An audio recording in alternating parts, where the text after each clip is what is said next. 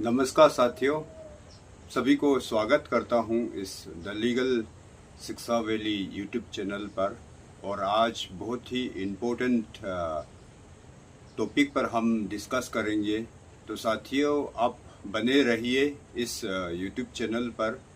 और हम आज देश के सबसे कंट्रोवर्शियल कानून जो आप्सपा यानी कि arm force special power act के नाम से भी जाने जाते हैं, इनके बारे में हम आज विस्तार से साथियों, ये कानून हमारे भारत में स्पेशली नॉर्थ ईस्टर्न रीजन और जम्मू कश्मीर में इसका लागू करते हैं भारत सरकार के द्वारा।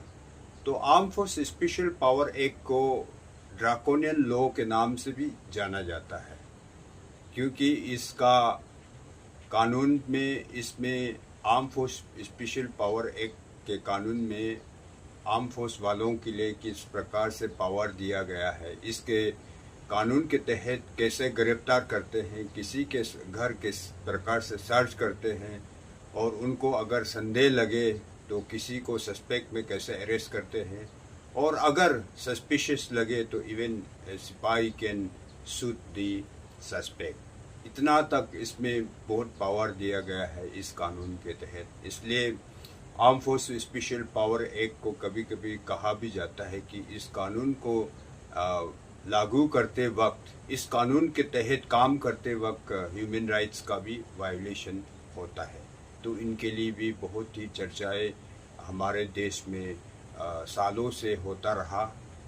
तो साथियों, ये कानून जो है हमारे भारत सरकार ने जो है 1958 में इसे बनाया गया। स्पेशली ये डील करता है कि इंसर्जेंट ग्रुप और आर्म्स रिबिलियन को चेक करने के लिए कई जहाँ डिस्टर्ब एरिया जगह पर है, वहाँ पे पब्लिक ऑर्डर को मेंटेन करने के लिए इस कानून को इस्तेमाल करते हैं।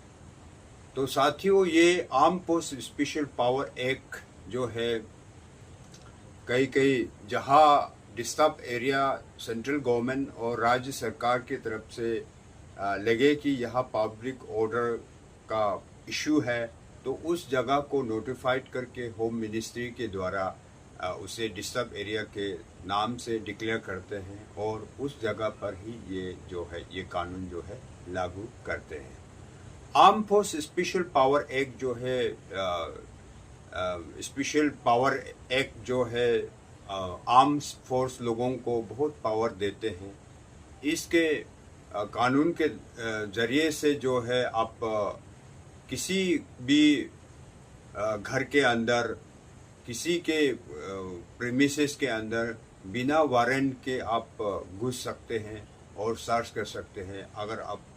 अगर सिक्योरिटी पर्सनल को लगे कि हाँ, इस बिल्डिंग में कोई आर्म्स ग्रुप जो है छिपा हुआ है, या एक्सप्लोसिव या वेपन्स को छिपा के रखा है, या सस्पेक्ट इस घर पे रुक रहा है, इस प्रकार का अगर सस्पेक्ट हो तो वो किसी से मजिस्ट्रेट से या किसी से परमिशन लेने की कोई ज़रूरत नहीं होती।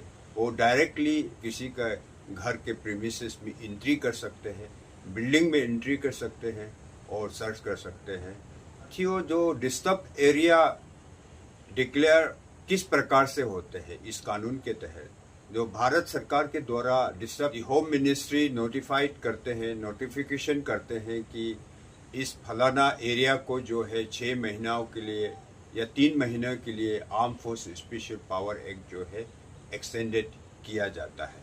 इस प्रकार से होम मिनिस्ट्री के जरिए से ये डिस्टर्ब एरिया का डिक्लेरेशन होता है, और इस कानून को वो डिस्टर्ब एरिया के पर ही लागू या इम्प्लीमेंट कराते हैं। तो arm force special power act के जरिए से सिक्योरिटी पर्सनल इवन किसी का मौत तक भी आर्म फोर्स को इस्तेमाल कर सकते हैं। यहाँ पब्लिक ऑर्डर का इशू हो, जहाँ पब्लिक ऑर्डर का मेंटेन करना हो, उस वक्त जो है विद ड्यू वार्निंग देने के बाद वो है फोर्स को इस्तेमाल कर सकते हैं। यानी कि फलाना एरिया पर पब्लिक ऑर्डर का इशू हो गया तो सिक्योरिटी पर्सनल जो है उस इलाके में वार्निंग दी जाएगी कि आपके खिलाफ इस प्रकार से जो है एक्शन लिया जाएगा। आप सरेंडर नहीं करोगे। तो इस प्रकार से जो ड्यू वार्निंग देने के बाद जो है इवन उस सस्पेक्ट, उस जो ऑफेंडर्स के खिलाफ जो है इस प्रकार से ये कानून के तहत काम कर सकते हैं। तो सिक्योरिटी पर्सनल जो है उनको लगे कि किसी व्यक्ति को अगर वो सस्पेक्ट लगे कि हाँ इस व्यक्ति ने जो कॉग्निजेबल ऑफेंस किया है, तो उसको जो है वारंट का ज़रूरी नहीं है, वो कभी भी कहीं भी जो है अरेस्ट कर सकते हैं। किसी के घर को तलाशी लेने में इसको कोई वारंट का ज़रूरी नहीं होता। तो सिक्योरिटी पर्सनल जो जिस व्यक्ति को भी अगर अरेस्ट करेंगे तो इस कानून के तहत जो है उनको जो है पुलिस को जो है जितने जल्दी हो सके उतना ही उनको हैंड ओवर करना है। तो arm force special power act जो है लीगल प्रोटेक्शन देते हैं सिक्योरिटी पर्सनल को।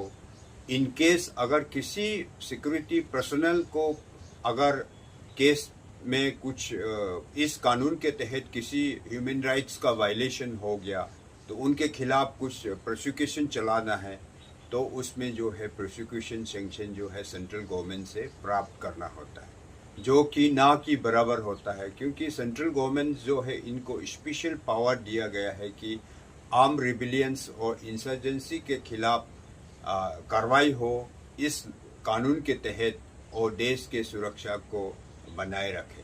तो इसमें ज़्यादातर जो है प्रोसिक्यूशन सैंक्शन जो है सेंट्रल गवर्नमेंट नहीं देते हैं तुरंत। तो साथियों, इस कानून के तहत फिर सवाल आता है, सपोर्टर, इन कानून को सपोर्ट करने वाले या कोई सपोर्टर लोग, इसका भी अलग अलग राय है कि कोई कहते हैं कि इस अगर arm force special power act लागू नहीं करेंगे तो इसमें नेशनल सिक्योरिटी के थ्रेट पर आ सकता है, आर्म रिबिलियंस हो सकता है, इंसर्जेंसी का ज़्यादा इन्फ्लुएंस हो सकता है। इस प्रकार से भी इस कानून को लेकर के देश में जो है चर्चा जो है हमेशा चलते रहता है।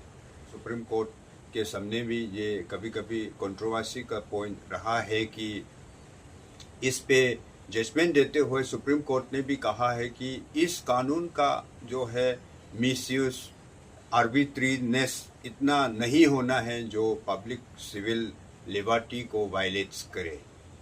तो इस the arm force special power act को जो है जस्टिस रेड्डी कमेटी के द्वारा भी रिकमेंड किया कि इनको रिव्यू या रिपील किया जाए, ताकि ह्यूमन राइट्स का वायोलेशन भी इस कानून के वजह से ज़्यादातर हो रहा है। Arm force special power act के अनुसार किस प्रकार से सिक्योरिटी पर्सनल काम करते हैं, तो यही था छोटा सा वीडियो। तो मुझे उम्मीद है कि इस वीडियो से आपको कुछ न कुछ जानकारी मिले होंगे। तो मुझे उम्मीद है कि आप इस मेरे YouTube चैनल को सपोर्ट करेंगे, लाइक करेंगे, शेयर करेंगे, और साथियों मिलते हैं अगले वीडियो पर। Thank you so much.